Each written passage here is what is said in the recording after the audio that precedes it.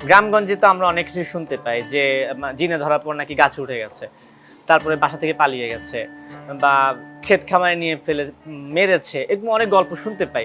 এগুলোর কি সত্যিকারের কোনো ভিত্তি আছে? এগুলোর সত্যতা তো দেখেন, একটা ব্যাপার হচ্ছে কিছু জিনিসের দলিল হয় না, কিছু জিনিসের প্রমাণ হয় না, সেই জিনিসগুলোর অভিজ্ঞতা, এক্সপিরিয়েন্স।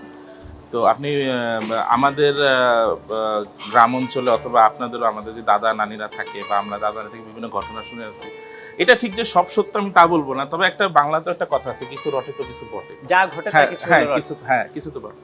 তো সব যে জিনের জাদুর পেশেন্ট আমি তাও বলবো না, কিছু মেন্টালিও পেশেন্টও থাকতে পারে, মেন্টালি ভাবে হ্যাপেন তারা মনে করতে সেটা। তো সেটা ডায়াগনস্টিকের মাধ্যমে আসলে ফাইনাল হবে অ্যাকচুয়ালি সে কিসের, সে কি সাইকোলজি দেখাতে হবে, তার সাইকোলজিস্ট নাকি ডক্টর দেখাতে হবে, নাকি কোনো স্পেশাল হিলারের কাছে তার ট্রিটমেন্ট করাতে হবে। তো সেটা ট্রিটমেন্টের, সেটা ডায়াগনস্টিকের ভেদেই করা লাগে। তো আমরা কখনোই সাইকোলজি এবং যারা ডক্টর তাদের আমরা পেশেন্ট আমরা ই করি না, আমাদের চাপটা যদি পড়ে আমরা তখন সেটা দেখি। তবে আমরা সবসময় সাজেস্ট করি অবশ্যই আপনার ডক্টরের কাছেও যান আমাদের ট্রিটমেন্টের পাশাপাশি, কারণ সেক্ষেত্রে আপনাদেরই আরও বেশি উপকার হবে।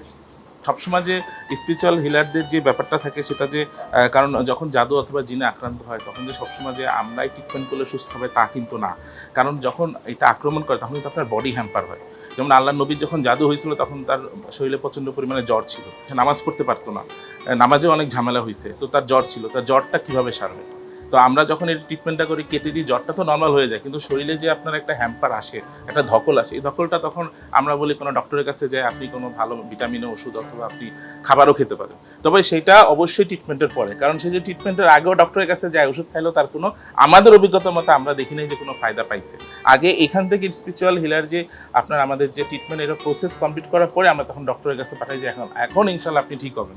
তবে হ্যাঁ, আমরা সেটাকে ডায়াগনস্টিক করি, যদি দেখি এটা আমাদের চ্যাপ্টার তাহলেই রাখি, আর না হলে বলবে আপনি ডক্টরই দেখেন। কারণ অনেকে আমাদের দেশে মনে করে যে সবই জিন, সবই জাদু, তা কিন্তু না। আচ্ছা, ঠিক আছে, যেমন গ্রাম অঞ্চলের কথা যেটা বললাম, হ্যাঁ বিশ্বাসটা বেশি, এই অন্ধবিশ্বাসও থাকা উচিত না।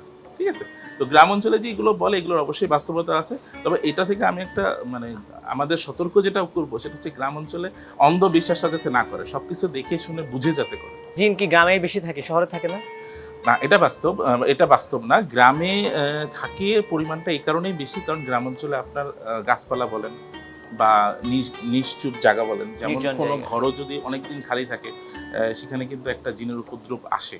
এটা আমাদের বিভিন্ন ঘটনা থেকেও কিন্তু আমরা এটা দেখছি। তো এই কারণে আসলে গ্রাম অঞ্চলে এটা পরিমাণটা বেশি থাকে। শহর অঞ্চলে যে থাকে না তা না, শহর অঞ্চলে থাকে, বাট গ্রাম অঞ্চলে একটু তুলনামূলক বেশি থাকে।